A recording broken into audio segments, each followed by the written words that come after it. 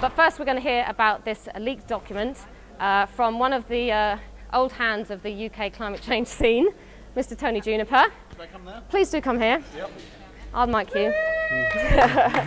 Hello. Tony's big claim to fame is that you were the boss of Friends of the Earth at the time that you ran the Big Ask campaign, yep, which definitely led to the yep, UK climate change bill. And Tom was a big part of that. There you go. And crashed our server too, I have to say. Is that true? Yeah. What is it about him and servers? I think he's just very popular.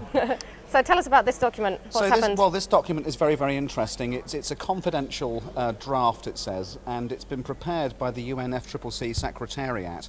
And it's an assessment. Which is who? This is the organisation that basically runs this treaty process. So it's the UN department, It's the UN department that runs this treaty process. And what they've done is they've gone through the commitments that have been put forward by the countries before they came here and basically done a model run on these numbers and tried to conclude what will be the temperature implications of the offers that have so far been on the table. That's a big question. And there's a lot of countries here saying we need to aim for 1.5 degrees. Yep. A lot of countries, including the EU, saying 2 degrees.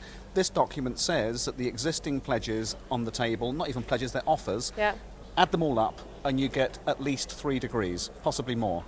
So they are negotiating in a way which evidently is very, very far from the science, which is a disastrous thing because you can't negotiate with the atmosphere. You can negotiate with each other, but with these numbers we're going to be putting more carbon into the air than is wise from any realistic scientific perspective. What kind of impacts would we see at 3 degrees? Well, 3 degrees, there's quite a few things you might expect to happen or at least become more likely at 3 degrees of global warming. So if you look back into the past and see the last time the world was 3 degrees warmer than now for a long period, you go back to the Permian era, about 3 million years ago, at which point there were forests growing on Antarctica and sea levels were 10 to 15 metres higher than now. The Hadley Centre have done some modelling runs that suggest that there's a high chance of the Amazon rainforest disappearing at 3 degrees of global warming itself, putting many billions of tonnes of carbon into the atmosphere. So this is not only about 3 degrees of warming, this is into the territory of what you call non-linear climate change, where you start getting feedbacks. Where you get into runaway climate change. And runaway climate change, it's all out of our hands. And it's out of our hands. So, you know, we can cut by this much now and lead to 3 degrees and then potentially lose control of the climate system altogether in terms of what we can do about it, or we can get in the next 24 hours some serious cuts put on the table that's going to transform the offers we've got to something that actually starts reflecting the science. I have to say, you know, one country in these conversations that I just continually have to admire is Norway, and the leadership position they continually have shown on this.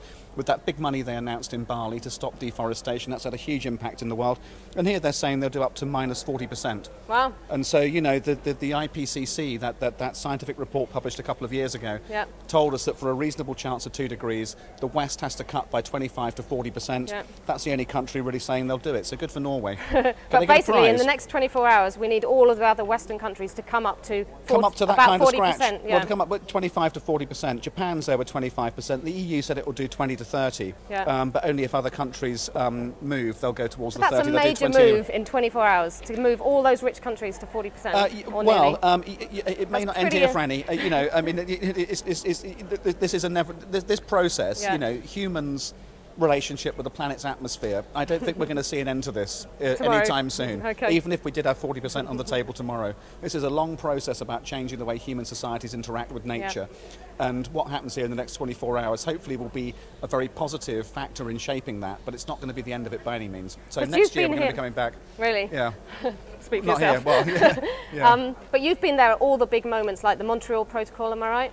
The Rio Earth Summit? Yes, a lot of these things over the years. And so they do have the same pattern kind of thing, don't they? You do have the depressing day. They do, but this one, I just bumped into Sunita Narayan over there from the Indian Centre for Science and Environment, and she and I just exchanged a few words, because she was there at the beginning in the preparatory meetings for the Rio Summit in the early 1990s, so 91, 92, and we just looked at each other and we said, nothing's changed, has it? And we were both there all those years ago, and it is still about the responsibility of the rich countries and how much they're going to cut, and it is still about the money that's needed to compensate on the one hand, but to help sustainable development on the other, and that's about the rich countries, the Western countries, making some financial pledges.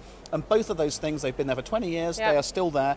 to that We've extent, still it's done a little nothing. bit depressing. Yeah. However, but we mustn't look at this negatively, because if you look back to 92 and look at where we are now, the world is so transformed. It is so different. If you look at levels of public awareness and the extent to which people now buy into this as a necessary part of the way we live in terms of changing societies, you look at the science and the certainty we've got there, and also you look at the political situation inside some countries, like the UK, for example, now has a climate change legislation committing us to 80% cuts. Well, Tom and I did some great work on that with Friends of the Earth and others. But it's not as if nothing's happening. So this process, we may go away from here tomorrow thinking actually that didn't do all we needed, but it's really, really important for everybody to understand that there's a great deal going on, which is really good, and we've got to continue building on that, as well as keep on coming back to these things as long as we can walk and still lobby and leak documents and whatever else we do. And the atmosphere is still habitable to human life. Exactly. Thanks, Tony. We'll be coming back to you in a minute. Yeah, great. Thank you very much. Yeah.